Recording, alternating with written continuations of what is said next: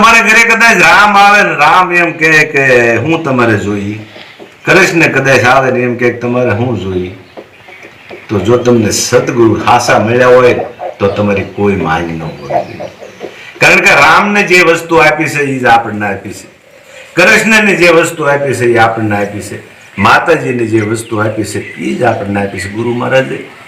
એમાંથી એક રતિભાર ઓછી વસ્તુ આપી નથી. જે આદિ અનાદિની સંતો જે વાત આપતા આવે છે એ જ ગુરુ મહારાજ આપણને આપી છે. તો સદગુરુ મળ્યા પછી જો આપણને માંગ રહેતી હોય તો આપણે જેવો ભિખારી કોઈ રહેતો નથી. સદગુરુ જેને મળ્યા છે ને એને કોઈ પ્રકારની કાંઈ માંગ ન હોવી જોઈએ. ગુરુ પાસે પણ માંગ ન હોય. ગુરુ મહારાજ જે કઈ હતું એ બધું ઠલવી દીધું. તમને જેટલા કોથળા જ્ઞાન એટલી કોટલી હતું એ બધું આપી દીધું. તો પછી આપણે એમ કે હું શરીફળ તમને ગુરુ મહારાજ સડાવું માનતા રાખું તો એ વાત સંત મતે તો ગલત છે. ના પાડે છે કે એ આ પૃથ્વીનો માલિક એ છે, આ ઝાડને મોટું કરનારો એ છે, શરીફળમાં પાણી પૂરનારો એ છે. અને એ શરીફળ તમે બે હાથે તોડી અને જો સડાવો તો એ વસ્તુ કોની છે? એટલે તન मन धन सब कुछ है तेरा स्वामी, सब कुछ है तेरा, तेरा तुझको अर्पण तो ક્યાં લાગે મેરા. આખું વિશ્વ સદગુરુ સાહેબ નું છે. અને આપણે એમ કે એક ઝાડનું પાંદડીનું ફૂલ તોડીને કા મેં તમને સડાવ્યું, એટલે તે જીવતું ફૂલ હતું એ લઈ અને તે મૂર્તિની અંદર સડાવ્યું. એટલે નીત ઉઠીને વંદરા સતાપે જીવ કો મારી જન્મ સડાવે. આંધળે માલણ આંધળા પૂંજારા પથ્થર પુષ્પે સડાવે. હે ભર મેં મત ભૂલો ગયા મારા, તને પ્રેમથી જોઈ લો ને પ્યારા. હવે તું પોતે જ આત્મ રામ છો, તું ખબર વેગા હાલે ખોળતો પણ આ મરેગલું મુયું છે માયા કેવી જાળ મારી હાલે ઝાંઝવાના પાણી ડોળતો. એટલે સદગુરુ સાહેબે એકવાર આપણને એમ કહી દીધું કે તું મારો. એટલે આ વિશ્વની અંદર પછી આનું કોઈ નામ ન લઈ કે આવી પટ્ટા પરવાના વાળી સદગુરુ સાહેબ ની વાત છે, જેને પટ્ટા પરવાના લખી દીધા. ગુરુ મહારાજે એમ કહી દીધું કે તું મારો એટલે વાત પૂરી થઈ ગઈ. ને આપણે જે રહ્યા ગુરુ મહારાજ વિષ્ણુ ગમે ભગવાન હોય એથી શેષ આપણો ભગવાન કોણ? આપણો ગુરુ. એ સિવાય કોઈ ભગવાન આ વિશ્વની અંદર ઘણા બધા છે. દેવી છે, દેવતા છે, પીર છે, પેગંબર છે. જે જેના નામ કાયમ માટે રોશન થઈ ગયા છે એ બધાય માનવા જેવા છે, નકારવા જેવા નથી. ના નકારે છે ને એ તો મૂર્ખ માણસ છે. બધાય માનવા જેવા છે પણ આપણા માટે પૂંજવાનો એક સતગુરુ સાહેબ છે. એટલે સતગુરુને પૂંજવાથી બધાની પૂજા થઈ જાય છે. આ સંતમત છે. સતગુરુ છે એ એક થડિયું છે અને દાળિયું પાંદરા એ દેવી દેવસ્થાન છે. જ્યારે થડિયું તમારા કબજામાં હોય પછી કોઈ દેવી દેવતા પીર પેગંબર કે ભગવાન બહાર રહેતા નથી. એટલે સતગુરુ પંકજ પૂંજતા સૌદ લોક પૂંજાય, શિવ વિરંદી શારદા હો તો ગુરુ તણા જસ ગાય. શંકર ને ઘરેલી પાર્વતીજી એ પણ ગુરુના જસ ગાય છે. પાર્વતીજી ક્યાં ગયા હતા? સદગુરુ પાસે. મામા ક્યાં ગયા હતા? સદગુરુ પાસે. શ્રાવણમાં ક્યાં ગયા હતા? સદગુરુ પાસે. હવે સદગુરુનું જયારે નામ તમે લ્યો છો તો એ દરેક દેવી પીર પેગંબર બધાય ખુશખુશાલ થાય છે. શું કામ? એમ કહે છે કે હું ગઈ હતી ત્યાં તમે આવ્યા ખરા, હું ગઈ હતી ત્યાં તમે આવ્યા ખરા. એટલે એ હસે છે, એ રાજી થાય છે, કરાજી નથી થતા. અત્યારે આજે માતાજી છે, જીવ માતા આપણે હાજરીમાં છે અને એ બધા એમ કહે છે કે ભાઈ આ વાત છે એ સદગુરુ સાહેબની છે અને આ વાતથી આ વિશ્વના સંતો તરી ગયા છે. એટલે ભાઈ તમે આ વાત લઈ લો તો સારું. આમાં તમારે ક્યાંય કાંઈ મૂકીને વયું જવાનું નથી, કાંઈ ભેગું કરવાનું નથી, કાંઈ વેહ બદલાવાનું નથી. આવું શાંત સ્વભાવ એ વાત કરતા હોય અને સંતો એમ કહે છે મૂકીને વયો જાય મૂર્ખ્યો છે, ભેગું કરે એ ભૂત છે. આ બેયની વચ્ચે જે હાલી લે ને એને અવધૂત જોગી કીધો છે. પછી એને દાઢી હોય તોય ભલે, જટા હોય તોય ભલે અને ન હોય તોય ભલે. એને એમ કીધું આ મનને રંગવાનું છે. 9 મહિના તું વસ્યો ઓદરમાં, બહાર આવીને તો બાવો બન્યો, તારો મનવો નો રંગ્યો, બાવા દેતો રંગ્યો કપડો. એટલે આ બધા કપડા રંગી અને જગતની અંદર છે. સંતો ના પાડે છે મનને રંગવાનું. એટલે ઈ કાયમ એમ કહેતો કે વાત લઈ લો, વાત લઈ લો, વાત લઈ લો, વાત લઈ લો. વાત ન લે અને ઈ માતાજી દેહથી વૈયા જાય.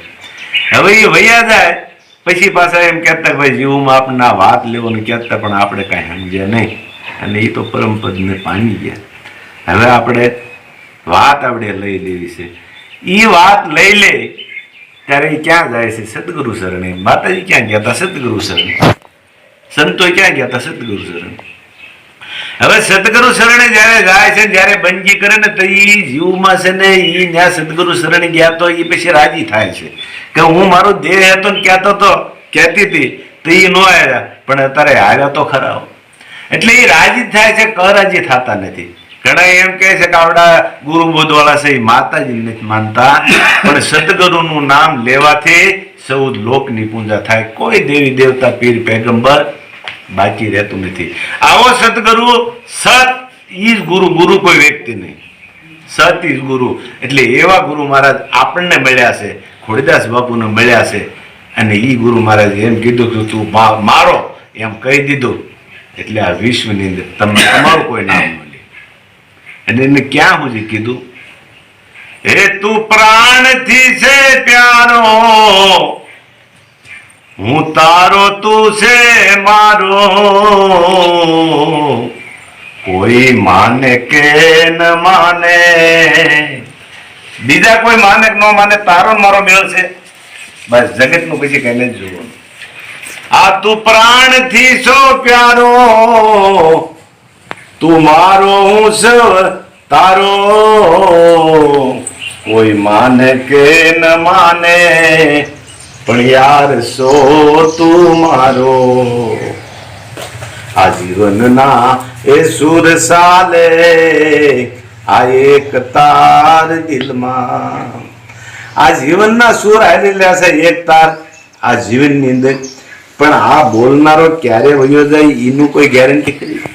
ઘડીકની અંદર છોકરાને આપણે એમ કહે ભાઈ દુકાને જાઓ ફૂગો લઈ આવો, હવે ફૂગો આશ્રમ પૂજી આવે કે ના આવે એની કોઈ ગેરંટી નથી. એટલે આ ફૂગો ન ફૂટે તે પહેલા આ વાત છે એને જેમ છે એમ પામી લેવી.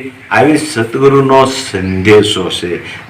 દરેક સંતો દરેક એક જ રાહ ઉપર હાલ્યા છે અને એને કીધું કે દેજો અમને સદગુરુ શરણમાં વાસ, દેજો અમને સદગુરુ શરણમાં વાસ.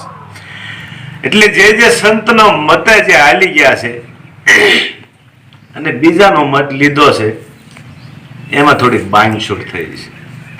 મંગળ સાહેબ ઘણી વખત દ્રઢસ્થાન દેતા જે નોળિયો છે એક જ મત હાલ્યો ને તે કઈ જગ જીતી ગયો અને એ જે આગ લાગી હતી એમાંથી બારો નીકળી ગયો કે. એટલે ખરેખર એક મત વાળા માણસ છે એનું કામ છે ઓલાનું સાંભળે ને ઓલાનું સાંભળે અને ઓલાનું સાંભળે અને એક વાત ગ્રહણ ન કરે એ વાત નથી. સંત મત હાલી જાય એના માટે કાયમ માટે એના આનંદ આનંદ છે. આ શરીર છે એ જન્મે છે અને શરીર મરે છે, આત્મા તત્વ અમર છે, એ કોઈ દિવસ મરતો નથી નથી નથી. આવી સદગુરુના ઘરની વાત છે. એટલે ખોડીદાસ બાપુની તિથિ નિમિત્તે જે કાંઈ બોલાણું છે એ સદગુરુ સાહેબે શબ્દો આપ્યા છે. આ તો એક રેડિયોનું ખોખું છે. જ્યાં સુધી રાજકોટથી સ્ટેશન ન ખુલે ત્યાં સુધી બોલી ન એકાય. એટલે બોલાવે છે આપણને સદગુરુ સાહેબ, પણ આપણને એક ભાસ એવો થઈ ગયો છે કે આપણે બોલી છીએ, આપણે બોલી છીએ, પણ એના હુકમ વગર એક પાંદડું પણ હલે નહીં. એટલે બોલે ને બોલાવે અંતર્યામી આપ્રિયો બોલે, એ જ બોલે છે અને એ જ આપણને બોલાવે છે. આખી જગતને જીવાડનારો ઈ છે, કીડીને કણ આપનારો ઈ છે અને હાથીને મણ આપનારો પણ એક સદગુરુ સાહેબ છે. આ શ્રેષ્ઠની અંદર જ કેટલા જીવો છે પણ બધાને ઈ ખવડાવી અને હુરાવે છે. કામે જાતા હોય તો ભલે અને ન જાતા હોય તો ભલે, બધાને એ ખવડાવી અને હુરાવાની જવાબદારી એ પુરુષને એવો શહેનશાહનો શહેનશાહ આપણને મળ્યો છે. પછી આપણને ડર છે શાનો?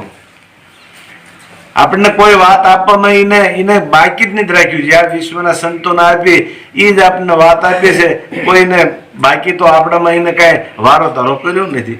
તો આપણને સંશય શાનો છે? એટલે આપણે તો હવે એને બસ માની લેવા જેવો છે. હવે એને કાંઈ અને માંગવાનું છે ને, માંગી આપણે હવારમાં લે. આખું જગત શું કરે છે? આખું જગત ઊભું થઈને દીવા કોક કરે છે, કોઈ અગરબત્તી કરે છે, નાય ધોઈ અને કાંઈક નું કાંઈક માંગે છે કે ભાઈ બાળ બસાના હાજર નરવા રાખજો. કોક કે મારા છોકરો થોડોક વ્યસનમાં ઓલો થઈ ગયો, એને હરકો કરી દેજો. કોક કે મારા આર્થિક રીતે હાવ બહુ દુઃખી છે, મને કંઈક 2 પૈસાનો લાભ આપજો. કોક ના કોક કાંઈક ને કાંઈક માંગી રહેલા છે. પણ સંતો એમ કહે છે કે તમે થોડોક વિચાર કરો, કમાણી છે સંતોની, તમે હું લેવા ભાઈ માંગો છો? કમાણી દેવ કરી ગયા છે, ભગવાન કમાણી કરી ગયા, અને આપણે એની પાસે માંગીએ ને તો સંતો આપણને કહેતા નથી, પણ આપણે એકંદરી રીતે આપણે ભિખારી કહેવાય, આપણે માંગણ કહેવાય. એટલે સંતો એમ કહે છે કે જે કમાણી ભગવાન કરી ગયા છે, જે કમાણી સંતો કરી ગયા છે, એ તમે થોડી કમાણી કરતા શીખો. તમે બીજાનું રેડેલું છે કરોડોપતિ છે, તમે એની આશા નહીં કરો. હા, તમારે જરૂર છે થોડાક દી પૂરતું લો, પણ એને પછી પાછું આપી દો. કાયમ માટેનું જો તમારે જથ્થો રાખવો હોય છે, તમારે ખુદને જ કમાવવું જોઈએ. ખુદને કમાણા સિવાય પાર નહીં આવે. એટલે પોતાના પુણ્ય વિના પાર નહીં, અને ગુરુ વિના મુક્તિ 3 કાળમાં નથી. એટલે સદગુરુ સાહેબે જે કાંઈ પ્રસાદી આપી એ આ મુખેથી પીસી છે. જો કાંઈ ભૂલ સીધા આવ્યું હોય તો આપનો દાસ માફી માંગે છે. બોલો સદગુરુ સાહેબ.